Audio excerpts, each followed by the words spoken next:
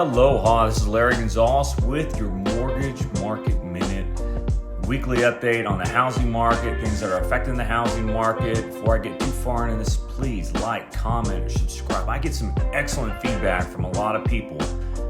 I need you to start subscribing now to my YouTube page, all right? So lots going on, so let's get started. Why did rates come down? Well, inflation has come down. We had two reports that have come out in the last week. First was the Consumer Price Index, which is the prices we pay for goods, and then the Producer Price Index, which is the wholesale prices, and both of them dropped. Last week, a lot more than what was expected. The expectation was that the inflation numbers were gonna come down, but they came down more than expected, which is great news. Interest rates dropped by almost a full point. There were a lot of happy loan officers, a lot of happy people who are getting into contract this last week. But know that this is short term. You have something that happens and you have the overreaction, and then we start going in a cycle, and now we're back in that roller coaster ride until we get some more solid reports. Rates came down last week. This week they're starting to go back up again, but we're not. I think we've probably peaked. I don't think we're going to go higher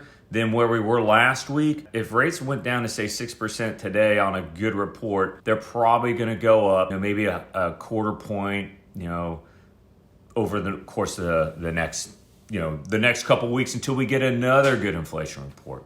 And we're not out of the woods yet. And why is that? Because inflation's still over 7%. The Fed heads, the people who are making the decision to raise the Fed funds rate, they're not all in consensus that we need to continue jacking up the rates a lot, but some of the bigger mouthed ones, and I've said this a million times, shut the fuck up and make your decision. Stop talking, because you freak everybody out. You freak the markets out. Thursday morning markets were absolutely reeling. Stock market, bond market, because the St. Louis Fed president basically said, hey, we need to raise the Fed funds rate to 7%. We're at 3.75 right now. We're just now starting to feel the effects. For him to say that, it wasn't necessary. Okay, yeah, we still need to raise the Fed funds rate as long as inflation is above the Fed funds rate. Him open his mouth, and then you had the San Francisco Fed president Daly saying, hey, we need to get to 5% for the Fed funds rate, which is probably a little closer to reality, because at the end of the year, they want to be at around 4.25 for the Fed funds rate. Again, not mortgage interest rates. These affect, though, indirectly our mortgage interest rates. We're not out of the woods yet. All right, we've had one good month, November, of reports on inflation. We're going to need, in Larry Gonzales' opinion, at least 3 months in a row of inflation coming down before the Fed even considers stopping raising the Fed funds rate. All right, why is that? Well, Fed needs inflation to come down. The actions that they have taken are putting us on that glide path. Basically the inflation roller coaster is going up, and now we're starting to top out, starting to come down, but we're not where we need to be. Again, their goal is to get us at 2%, which is where we were at the beginning of 2021. They also want employment to go down. All right, we need more job losses, and we'll kind of get into that here in a little bit. We're not seeing unemployment numbers go up. And then a contraction in the economy. We'll get into that in a second, but the economy, while it is contracting, it's not contracting fast enough. And we'll talk about why. Had a big report come out. The National Association of Home Builders, their market sentiment, or their market index, it's a scale from 0 to 100. And anything above 50 shows an expanding market and basically happy home builders. Right now we're at 31, 38 to 33 we dropped down to. And the reason why, their future outlook down to 31. And then the buyer traffic, people who are going into new build, markets, their sentiment there is at 20, which is really low. And if you look at it, even in our market in Oahu, the home builders, they are if you can buy a new build, now is the time to do it, because the builders are incentivizing. They're throwing the kitchen sink, everything, $20,000, $30,000, $40,000 in incentives to buyers right now, because they gotta get through their inventory. They're not building more homes because the cost, inflation increases costs. Higher inflation increases costs. The cost for them to build homes is really high right now. They're not building homes.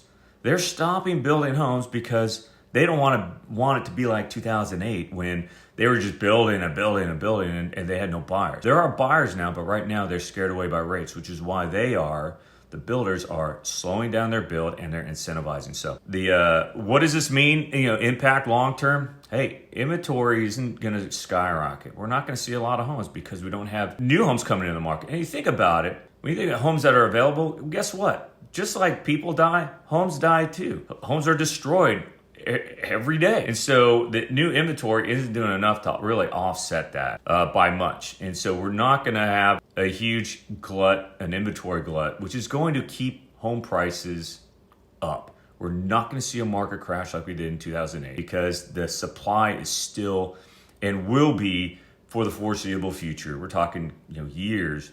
The inventory is going to remain low. Let's talk about jobless claims. Continuing claims are going up. We just eclipsed 1.5 million people who are receiving unemployment benefits.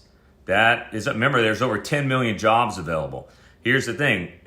Employers don't want to lose their employees. They're trying to keep them, but once they do, it's very hard for those people who have lost their jobs to find jobs, which is why we're seeing unemployment numbers continuing claim unemployment, and that's something we need to keep an eye on. So what does that mean for us? Recession, again, every time we go in a recession, interest rates come down.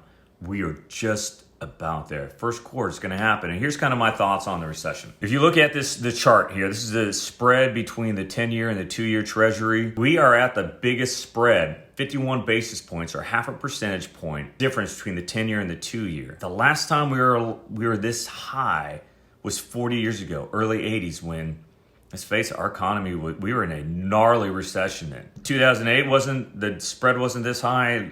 2000 after .com the spread wasn't that high. So we are, ladies and gentlemen, we are heading into a recession. All right, it's going to happen probably in the first quarter. Credit spending. All right, CNBC just came out with an article yesterday. Our credit spending has gone up significantly. I think 20-year high credit spending. I've said this before. Nobody wants to go in a holiday season and not throw some presents at their kids and shower their loved ones with presents and do that. And I think people are traveling still. Airlines are killing it right now because people are still traveling.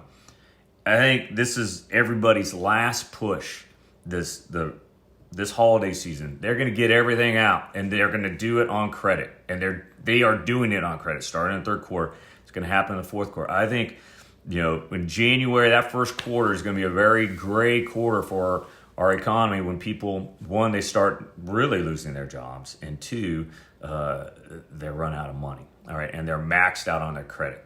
That is, and I've said it a million times. Please stay in control of your budget. If you don't have one, get one. Layoffs are starting en masse. So here's a chart that shows a list of all the companies that are laying off people. We're talking they're on a hiring freeze. You think of the big ones: Google, Apple, Amazon. Amazon just said they're laying off 10,000. They're probably going to have to lay off another 90,000. There's a lot of employees. And these are big growth companies, so they're contracting. We're going to start seeing that our economy contract here in the first quarter. So again, especially in the first quarter, I think it's going to be bleak. What does that mean for housing, though? That's hey, that's what I do, right? What does it mean for housing? Well, there's this thing called buy now, pay later. Well, I would say buy now, pay now, because you're going to reap the benefit later. And the reason being, housing prices have slowed down. Sellers are desperate to sell their homes. They have to sell because they got to go someplace else, especially in our market. But not every market is going down. All right, it is very dependent on where you're at. A good friend of mine in Virginia, she's a realtor. Home prices last month, median sales price went up 6%. Okay, that's a lot. That's everyone else is either slowing down or is at even or decreasing. There are markets that are still increasing, and you're going to see that because of the things I've just talked about. The inventory, really, just the inventory isn't going up, and the demand is still there. We have 4 million new buyers entering the market every year for at least the next decade, and rates are going to come down. So get in that home now before the sellers who are given huge incentives to buy. They're paying to buy down your rate. They're paying your closing costs. All right. the rate that you get now is not a permanent rate. You'll be able to refinance that later when rates come down, when we go into recession, as they always do. All right, so rates are still high, but I think we've peaked.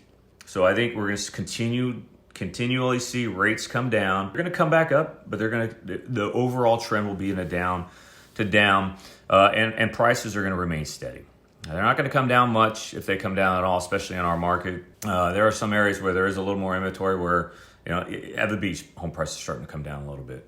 Why not? Home prices are starting to come down a little bit. But for the people who are selling homes, they're still, taking a 25 to 40% gain, even more depending on how long you've owned the home. Don't get greedy. Sellers, I said a million times, sellers don't get greedy. If you got a profit, take it. You missed the peak. All right, just face it. Are you going to stubbornly hold on to that?